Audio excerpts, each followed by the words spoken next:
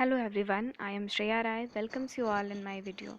आज इस वीडियो में इवेपोरेशन प्रोसेस के बारे में पढ़ाई करेंगे। इवेपोरेशन प्रोसेस जो है वो एक ऐसी फिनोमिना है किसी भी लिक्विड सब्सटेंस की जो वेपराइजेशन से थोड़ी सी डिफरेंट होती है। अभी तक हम लोगों ने प्रीवियस वीडियोस में ये देखा था कि मैटर के स्टेट जो होते हैं वो कौन कौन से तरीके से चेंज होते हैं। तो मैटर का स्टेट जो चेंज होता है वो इफेक्ट ऑफ टेम्परेचर और इफेक्ट ऑफ प्रेशर से हम लोगों ने देखा कि किस तरीके से वो चेंज होते हैं।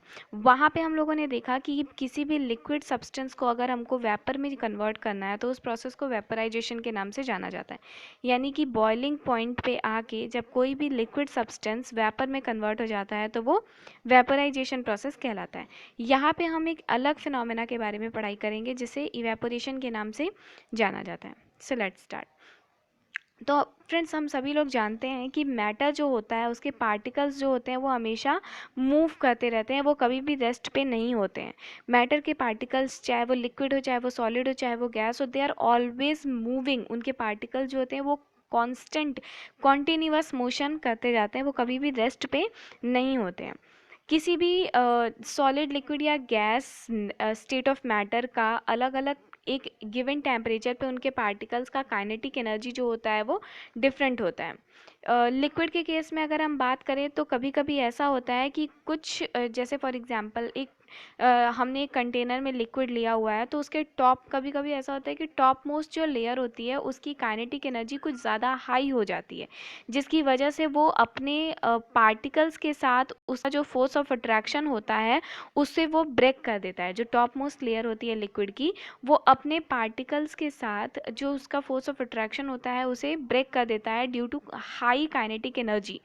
ठीक है।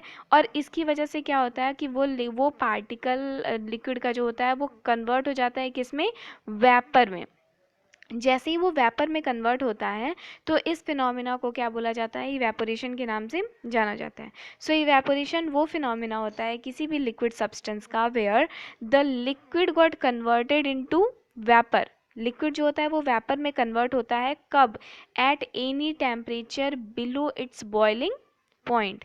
उस पर्टिकुलर सब्सटेंस, उस पर्टिकुलर लिक्विड के बॉइलिंग पॉइंट के से कम टेम्परेचर पे जब कोई लिक्विड वेपर में कन्वर्ट होता है तो this process is known as evaporation. ये प्रोसेस इवेपोरेशन के नाम से जानी जाती है। यहाँ इफेक्ट क्या होता है, काइनेटिक एनर्जी का फ़र्क पड़ता है। टॉप मोस्ट लेयर की काइनेटिक एनर्जी ज़्यादा होने की वजह से वो अपने जो उनके अदर पार्टिकल्स हैं उनके उनसे कांटेक्ट लूज़ कर देते हैं, उनसे फोर्स ऑफ अट्रैक्शन को लूज़ कर देते हैं, जिसकी वजह से वो उनसे ब्रेक कर जाते हैं और अलग हो जाते हैं और वेपराइज हो जाते हैं, वेपर में कन्वर्ट हो जाते हैं। और इस प्रोसेस को इवेपोरेशन के नाम से जाना जाता है।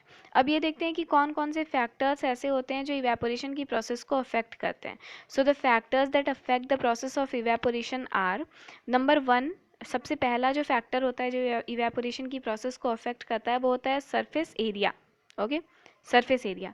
सो जितना ज़्यादा हम सरफेस एरिया को इंक्रीज़ करेंगे उतना ज़्यादा इवेपोरेशन की प्रोसेस भी बढ़ेगी। एग्जाम्पल, जैसे मान लो लीजिए कि हम कपड़े सुखाते हैं, तो कपड़े सुखाते हैं तो वाटर वहाँ पे भी वेपर में कन्वर्ट हो रहा है, यानी कि वहाँ पे भी इवेपोरेशन की प्रोसेस हो रही है। तो वहाँ पे क्या होता है कि अगर मान लीजिए हम लोगों ने कपड़े लिए और सारे कपड़ों को कम सरफेस एरिया में ऐसे ही डाल दिया तो वो कपड़े सूखने में ज़्यादा समय लेते हैं रेदर देन कि अगर हम कपड़ों को व्यवस्थित तरीके से उन्हें ढंग से फैला के ज़्यादा सरफेस एरिया में अगर हम उन्हें सूखने के लिए डालते हैं तो वो ज़्यादा सरफेस एरिया में जो रखे हुए कपड़े हैं वो ज़्यादा आसानी से सूख जाते हैं। क्यों? क्योंकि उन्हें ज़्यादा सरफेस एरिया मिलता है और ज़्यादा सरफेस एरिया मिलने की वजह से वो ज़्यादा ईजिली क्या होते हैं, इवेपोरेट हो जाते हैं। एक और एग्जाम्पल लेते हैं। जैसे मान लीजिए कि we have a cup of tea. हमारे पास एक कप चाय है और हमें बहुत जल्दी उसे पीना है, तो हम गर्म चाय तो पियेंगे नहीं। तो हम क्या करते हैं कि उस चाय को हम प्लेट में डाल लेते हैं और प्लेट में वो चाय ज़्यादा जल्दी क्या हो जाती है, ठंडी हो जाती है। ऐसा क्यों होता है? क्योंकि प्लेट का जो सरफेस एरिया है वो कप के सरफेस एरिया से ज़्यादा है, तो जितना ज़्यादा सरफेस एरिया उतना तेज़ी से हमारा इवेपोरेशन प्रोसेस कंडक्ट होगा। तो जो सरफेस एरिया की जो प्रोसेस होती है ये जितना ज़्यादा बढ़ती है उतना ज़्यादा हमारा रेट ऑफ इवेपोरेशन भी बढ़ता है। So the process of evaporation is directly proportional to surface area. जितना ज़्यादा सरफेस एरिया बढ़ेगा उतना ज़्यादा इवेपोरेशन का प्रोसेस भी बढ़ेगा। अब second one is the increase of temperature. Okay तो जितना ज़्यादा टेम्परेचर इंक्रीज करेंगे उतना ज़्यादा काइनेटिक एनर्जी बढ़ेगा पार्टिकल्स के बीच में और उतना ज़्यादा वो वेपर स्टेट में कन्वर्ट होता जाएगा। जैसे अगर हमारे पास एक गिलास पानी है और हमको उस पानी को वेपराइज करना है, तो अगर हम उसे कम हीट प्रोवाइड करते हैं तो वो ज़्यादा टाइम लेगा वेपराइज होने में, और अगर हम उसे ज़्यादा हीट प्रोवाइड करते हैं तो वो ज़्यादा टाइम लेगा। जैसे आप देख सकते हैं कि जितनी ज़्यादा तेज़ से धूप होती है, जितना ज़्यादा तेज़ टेम्परेचर होता है, उतना ज़्यादा जल्दी कपड़े सूख जाते हैं, है ना, ऐसा होता है। So temperature is also directly proportional to the process of evaporation. जितना ज़्यादा टेम्परेचर बढ़ेगा उतना ज़्यादा इवेपोरेशन का प्रोसेस भी बढ़ेगा। Okay next one is the decrease in humidity. Humidity यानी कि इन्वामेंट में प्रेजेंट जो मॉइस्चर होता है उसे ह्यूमिडिटी बोला जाता है। सो इन्वामेंट में जो प्रेजेंट वाटर वेपर है वो इवेपोरेशन की प्रोसेस को कम करते हैं।